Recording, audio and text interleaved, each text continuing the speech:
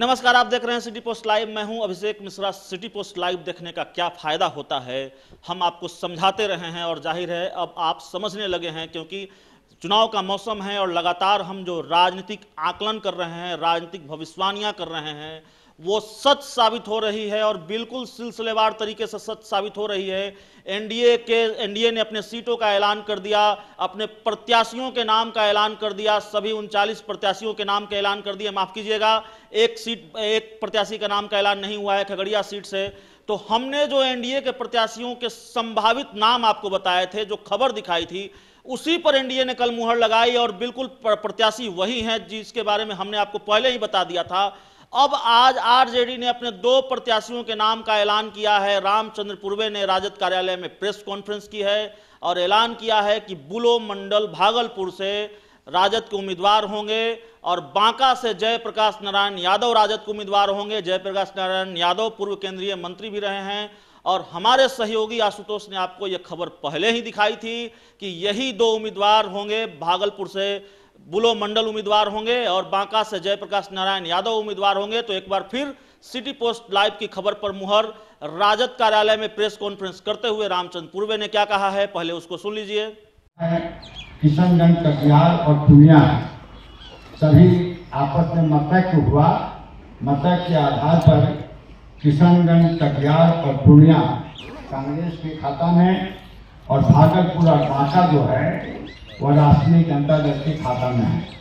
तो भागलपुर से श्री शैलेश कुमार उर्फ बुलो मंडल जो हम लोग के सांसद हैं उनको प्रत्याशी बनाया गया है और बांका से श्री जयप्रकाश नारायण यादव जी जो सांसद हैं और हमारे संसदीय दल के नेता भी हैं पार्लियामेंट में, उनको बांका से सांसद बनाया गया है।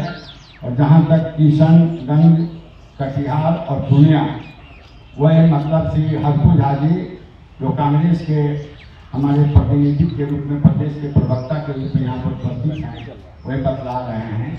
और नॉमिनेशन की प्रक्रिया भी प्रारंभ हो गई है। सभी जगह काफी उत्साह है। सभी जगह जो हमारे राष्ट्रीय महागठबंधन के जितने उम्मीदवार हैं उनके पक्ष में सभी जगह मीटिंग सीटिंग प्रारंभ हो गई है और नॉमिनेशन में भारी तादाद में लोग उपस्थित होंगे।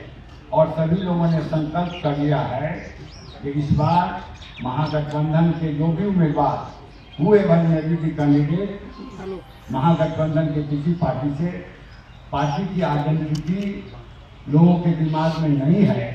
महागठबंधन का सार्थ आइडेंटिटी लोगों के दिमाग में है। आरएसएस भाजपा को हराना है और महागठबंधन के कैंडिडेट को जिताना है।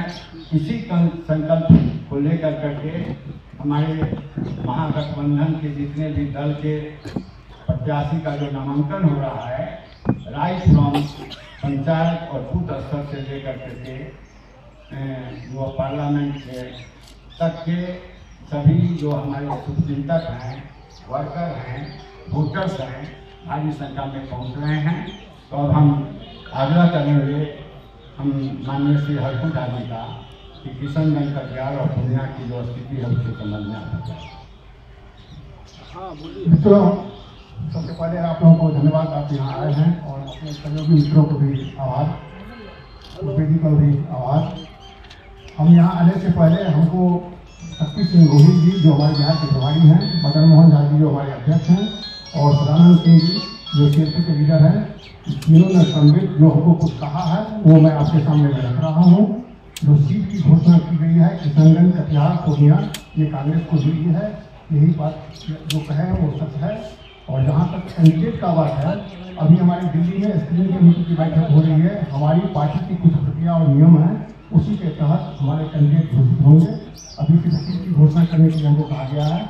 कैंडिडेट की घोषणा जब वहाँ पर मीटिंग खत्म हो जाएगी और वहाँ जो निर्णय हो जाएगा वो सूचना आप लोगों को बाद में आज ही होगा, हो रहा है। तो आपने सुना कि रामचंद्र पूर्वे क्या कह रहे हैं। दरअसल खबर सिर्फ यही नहीं है कि रामचंद्र पूर्वे ने राजद के 2 प्रत्याशियों के नाम का ऐलान किया है। आप तस्वीरों में देख रहे होंगे कि कांग्रेस के नेता भी इस प्रेस कॉन्फ्रेंस में बैठे हुए हैं, मौजूद हैं और यही खबर है कि महागठबंधन में महातकरार, महालड़ाई, महाघमासान किस तरीके से मची हुई है, उसकी वानगी आज फिर एक बार देखने को मिली है। रामचंद्र पूर्वे ने तो अपने प्रत्याशियों के नाम का ऐलान कर दिया, लेकिन जब कांग्रेस की बारी आई, कांग्रेस को अपने प्रत्याशियों के नाम का ऐलान करना था, तो कांग्रेस ने कहा कि फैसला आला कमान करेंगे, दिल्ली दरबार से तय होगा। तो सवाल यही है कि क्या कांग्रेस में सब कुछ दिल्ली दरबार से तय हो रहा है? क्या कांग्रेस में पेचीदगी इतनी फंसी हुई है, या यूं कहें कि महागठबंधन में पेंच इतना फंसा हुआ है कि कांग्रेस के लिए फैसले लेना मुश्किल हो रहा है? कांग्रेस का प्रदेश नेतृत्व कोई फैसला नहीं ले पा रहा, सब कुछ दिल्ली दरबार से ही तय हो रहा है। तो कांग्रेस से जुड़ी हुई खबर भी। तो इस खबर में इतना ही। अगर आपको हमारी खबर अच्छी लगे तो इसे अपने दोस्तों के साथ शेयर करें, हमारे YouTube चैनल को सब्सक्राइब करें, बेल आइकन जरूर दबा दें ताकि हमारी खबरें सबसे पहले आप तक पहुंचे। प्यार, समर्थन और सहयोग के लिए बहुत बहुत धन्यवाद।